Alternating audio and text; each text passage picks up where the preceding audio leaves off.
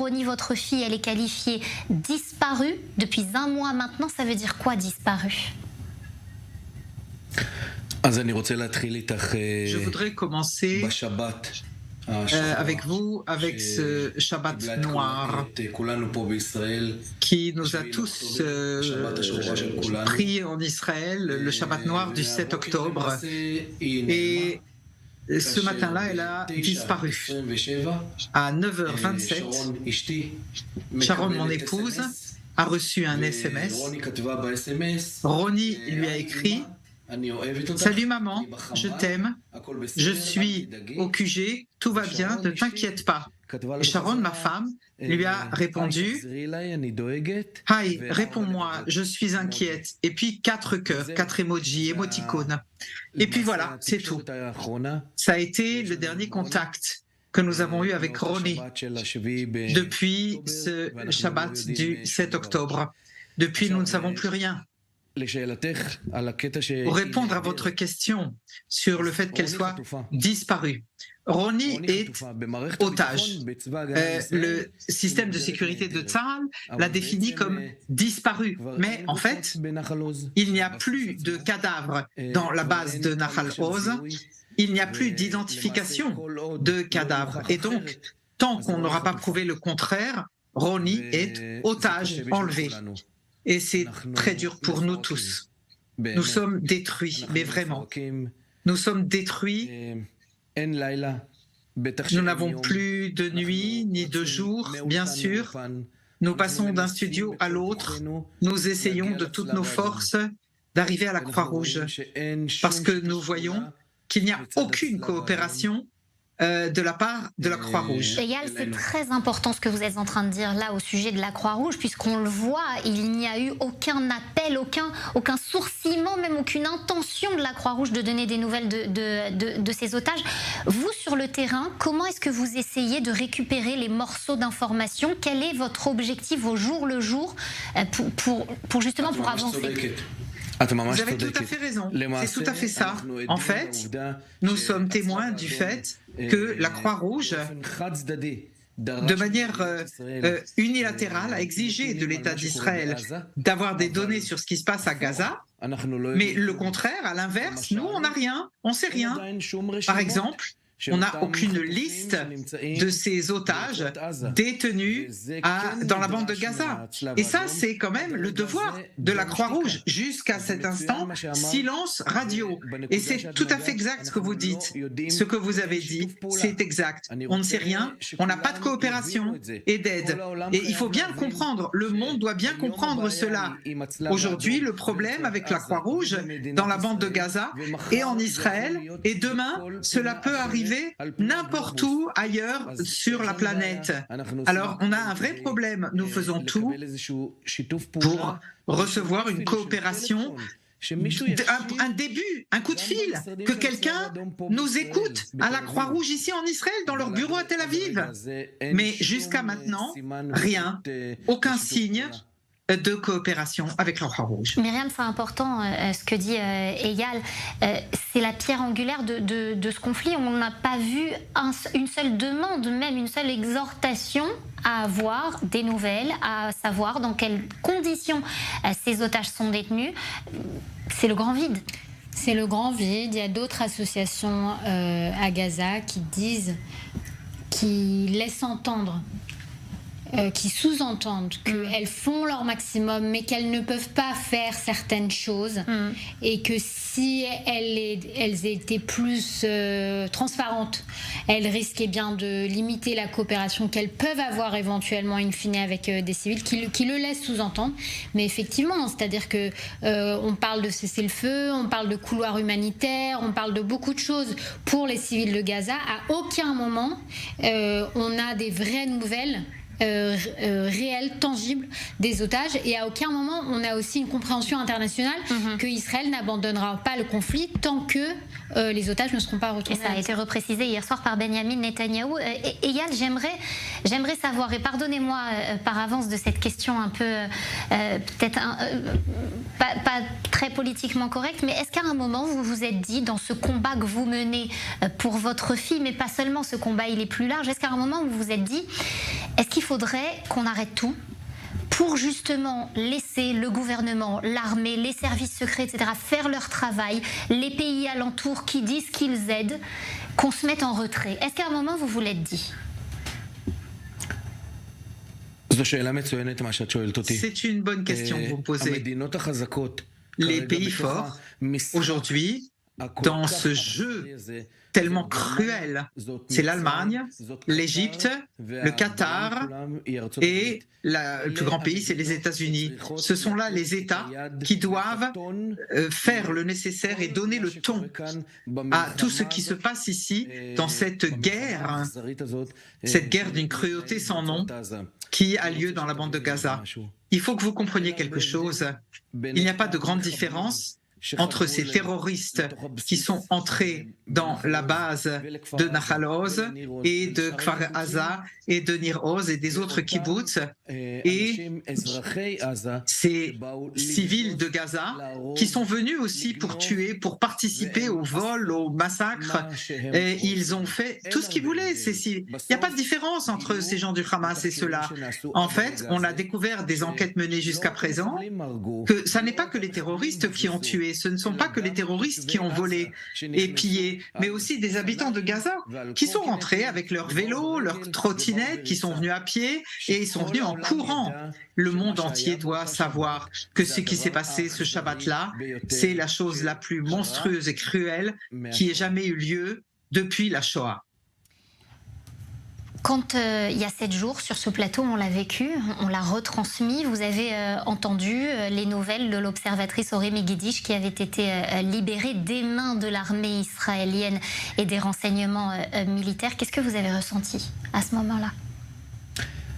D'abord, j'étais heureux pour cette famille, mais vraiment, il faut le dire, c'est une grande joie. En fin de compte, une soldate qui est rentrée à la maison, enfin une maman qui a récupéré sa fille. Et je peux vous dire, de tout cœur, j'étais jaloux, terriblement jaloux. Cette jalousie, en fait, c'est la jalousie d'un père. Oui, c'est vrai, je suis jaloux de la famille Megidish et d'un autre côté, je suis heureux pour eux bien sûr, parce qu'ils ont récupéré leur fille. Moi, j'ai pas récupéré ma fille. Moi, je n'ai qu'un objectif et il est unique, ramener ma fille à la maison.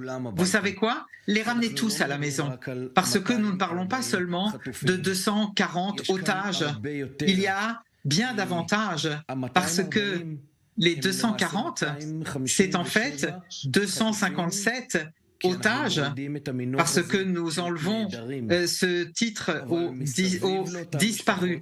Mais autour de toutes ces personnes, il y a beaucoup de familles, beaucoup de gens. C'est un premier cercle, un deuxième, un troisième cercle. Et nous parlons de dizaines de milliers de personnes qui attendent leurs chers et proches à la maison. Ça fait 30 jours, 31 jours en fait. Qui sont un enfer sur terre pour nous tous. Je ne comprends pas jusqu'à présent le comportement de l'État d'Israël. Je salue et beaucoup de respect pour tout ce que Tsahal fait dans la bande de Gaza. Je salue les combattants et j'espère qu'ils reviendront tous en bonne santé, bien sûr. Mais le comportement des négociations, des contacts avec les États qui sont censés ramener les otages et négocier pour cela, eh bien, c'est totalement mal fait. Et sans dire que la personne responsable nommée par Israël pour ce dossier des otages, il ne devrait pas être ici en Israël. Il devrait être maintenant au Qatar ou en Égypte ou en Allemagne et gérer depuis là-bas le processus en bonne et due forme de négociation. Myriam, on l'entend ce que dit Eyal et c'est ce qu'on entend de la part de ces familles d'otages. On a d'une certaine façon envie que toute la communauté internationale, elle soulève et elle aide ces familles justement pour le retour de ces otages. Est-ce que quand on entend le Qatar dire oui, on discute avec le Hamas, etc., est-ce que c'est audible? Est-ce que c'est vrai? C'est très difficile de savoir. Parce que dans ce genre de choses, effectivement, ce qui se passe en coulisses, c'est beaucoup plus important que ce qui se passe officiellement. On a des citations en off en Israël arrivé il y a 2 jours maintenant, un peu plus de 24 heures, qu'on ne peut qu'attribuer qu'à Netanyahou, au Premier ministre lui-même, qui s'est exprimé avec des journalistes de nos confrères chez Cannes, qui a dit une phrase qui, je pense, est intéressante du point de vue des otages, qui a dit « On ne voyait pas de réelle volonté tant que l'opération terrestre n'avait pas commencé. Maintenant, on commence à sentir que ça mûrit.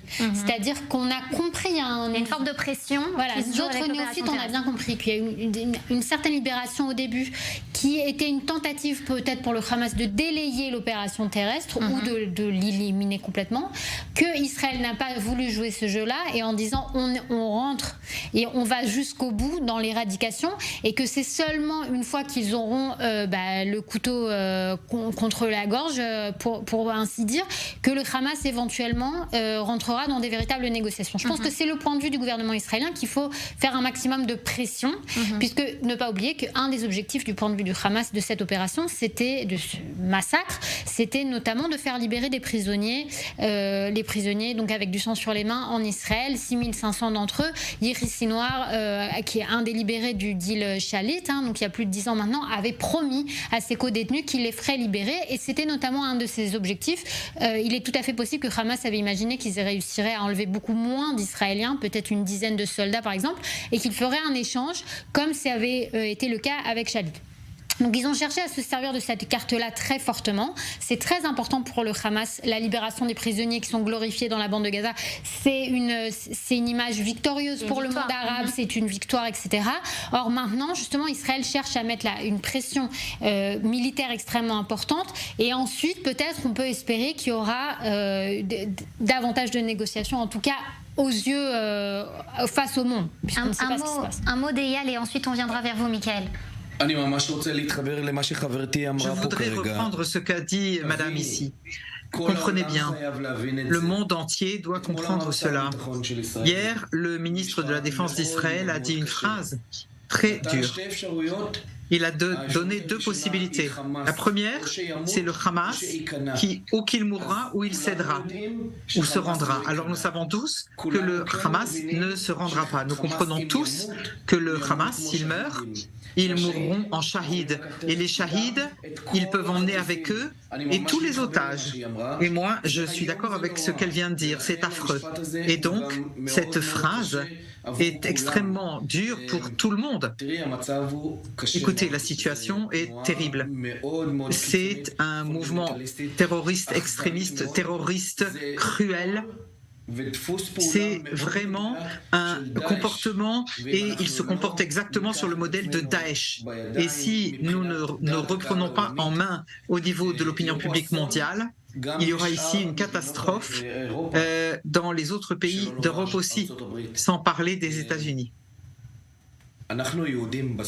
Nous, en fin de compte, nous sommes juifs, mais je sais que ce n'est pas vrai non plus pour l'islam. L'assassinat monstrueux, la cruauté en tant que telle, ça n'est pas cela l'islam. Nous savons ce qui se passe là-bas. Je n'ai pas lu le Coran entier, mais ça n'est pas ce qui représente l'islam. Enfin, c'est un mouvement extrêmement dur, et si le monde ne se reprend pas à ce propos, cela peut arriver demain en Belgique, à Londres, aux États-Unis et dans n'importe quel coin du monde. On a entendu cet appel. Eyal, merci. Michael, vous vouliez réagir à ces propos? Oui, parce que c'est vrai que pour réagir et rebondir sur ce que vient de dire Eyal par rapport à la dangerosité de cette idéologie islamique, c'est que si on part évidemment du point de vue, ce qui est une réalité, qu'il y a une comparaison possible avec l'État islamique, avec Daesh, il y a aussi ce que l'on découvre en fait avec cette période-là et cet épisode et ces massacres, qu'on découvre aussi qu'il y a une lecture extrêmement subtile de ce que sont les ressorts de la société mentalité occidentale, c'est-à-dire la compassion, la mauvaise conscience liée aux époques de colonisation et effectivement la terreur vis-à-vis de cette attitude de martyr, parce qu'ils n'arrêtent pas d'opposer et d'assumer le fait qu'ils préfèrent la mort alors que les Occidentaux, et en particulier évidemment du côté des Juifs et Israël, on préfère la vie. Et de ce point de vue-là, ces trois éléments-là installent la chape de plomb et de terreur qui permet, depuis un mois, on observe ce qui se passe évidemment en dehors d'Israël avec l'onde de choc de ce qui se passe, qui permet d'installer cette fameuse notion de la proportion. Alors la proportion, on l'oppose beaucoup à Israël dans sa réplique. Mais ce que l'on constate aussi, c'est que la proportion, elle est utilisée par tout le monde.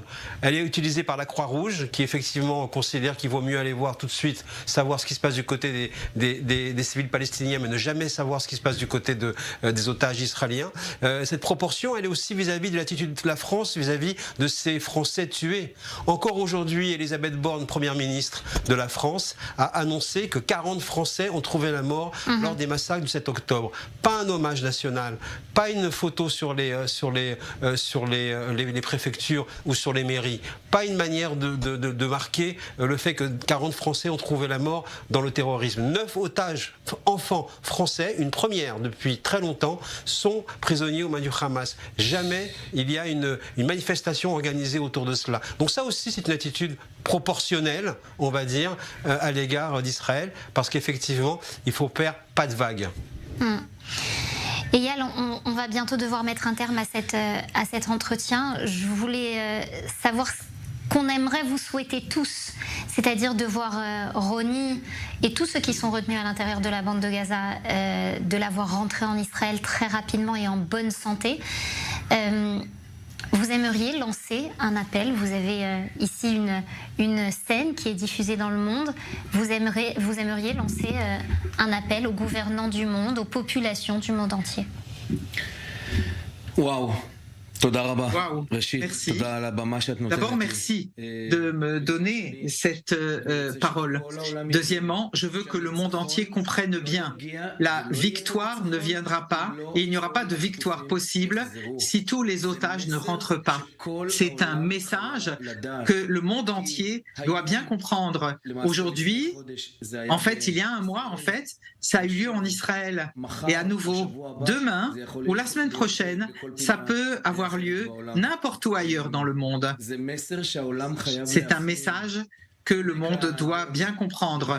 Monsieur a raison quand il dit que la cruauté, en fait, ne doit pas être vue partout dans le monde. Ailleurs, tout le monde veut vivre en paix, en fin de compte, et dans le calme.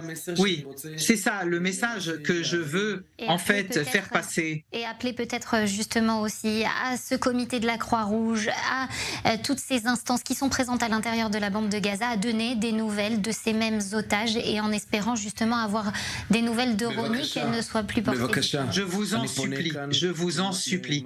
Je m'adresse ici au directeur, secrétaire général de la Croix-Rouge. Venez en Israël, venez voir ce qui se passe. On vous accompagnera, je vous promets, je suis prêt à vous rencontrer. Avec votre permission, je veux m'adresser à Roni, si c'est possible. Quelques secondes, Eyal, allez-y.